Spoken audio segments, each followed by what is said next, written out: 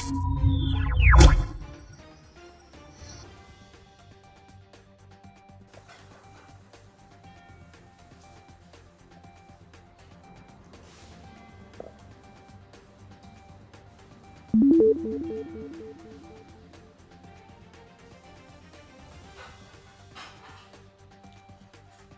الفل على أهلي وناسي اللي في كل الدنيا.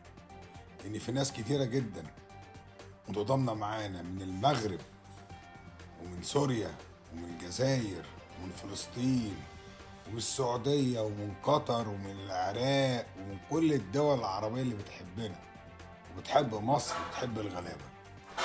أنا مش مصدق أنت يا سيسي، أنت والمخابرات والجيش خايفين مني كده؟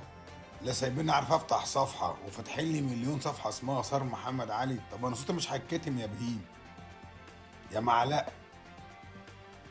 انا عايز اقول لاهلي وناسي يكفي ان عبد الفتاح السيسي دي مش هسمعها لعبد الفتاح السيسي والمخابرات والجيش العره، الجيش العره المصري والشرطه العره ووزاره العدل ملهاش لازمه.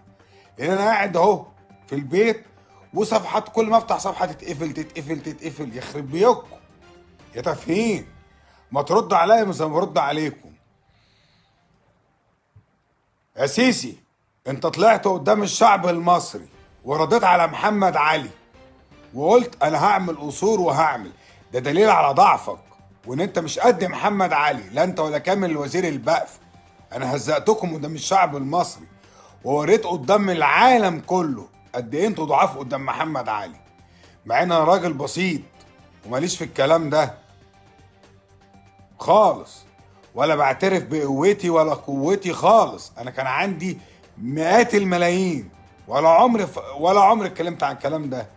لكن يكفيني شرف وفخر ان طلعتك يا رئيس مصر يا مهزأ انك ترد على سيدك وتجرسك محمد علي وتقول بقالنا اسبوعين مهمومين بموضوع مش عارفين نعمل فيه ايه وشاغلين بالنا، وطلعت عليك ثوره في 2019 و2020 ان انا انسان نظيف والشعب صدقني. يا قذر يا مهزأ يا مكنه، انت وابنك محمود ولا هتقدروا على محمد علي. لا انت ولا جيشك المخرق ده، بلا جيش بلا قرف يا جبنه. كل اللي شغالين عليه سوشيال ميديا خايفين من صوتي، هطلع لكم 12 وواحدة واثنين وثلاثة. محمد علي ما بينامش، لكن انتوا مخرقين بتوع تناموا جنب نسوانكم يا شوية نسوان، مع احترامي للنسوان والستات تجنوا على راسنا، لكن انا بحب اهزقهم. مش مديني فرصة اتكلم ههزقك. افتكر كده يوم لما طلعت رديت على محمد علي وقلت ايه؟ قلتوا ليه شغال بقالنا اسبوعين مهمومين ليه وطلعاني عينينا ليه؟ طلعاني عينيك عشان انا اقوى منك يا حمار انت وجيشك. انا اللي كنت مشغلكم عندي يا جزم، ولسه هوريكم اكتر من كده. مش هسيبك الا لما اوقعك يا عبد الفتاح يا سيسي يا مكنه. والله العظيم انت اقل ما يقال عنك مكنه. واخوات العرب هيعرفوا يعني ايه كلمه مكنه. بيتاخد ورا مصنع الكراسي، معروف الكلام ده عندنا في مصر. كتك القرف راجل عره، اطلع رد عليا كده خليك محترم. مساء الفل على اهلي وناسي. معلش اصل عصبني، بعمل فيديوهات وبعمل حاجات افل الصفحه وطلع احمد جاموسه يقول لك 500,000 جنيه للي مش عارفه يشار حاجه لمحمد علي، ولو قال ثوره توصل لحد الاعدام. خايفين من واحد كاتكم الغم. ده دليل على ضعفكم، على ضعفكم يا جيش عره مع السيسي. قبل كده قبل السيسي كان جيش شبه محترم، لكن دلوقتي جيش والله اقل ما يقال عنكم تاخدوا بالجزم. كاتكم القرف. ده انا هطلع عينين مش عايز اشتم، والفيس معاكم واليوتيوب معاكم وانا هسكت؟ ده انا هفشخكم.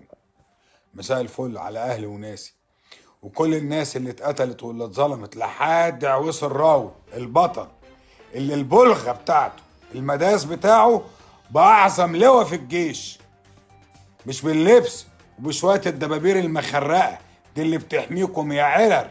كنا بنحترمها زمان، لكن اكتشفنا ان انتم خونه وانتوا اللي سارقين البلد يا عرر يا جيش عره. رئيسكم محمد علي. كاتكم القرف والغم.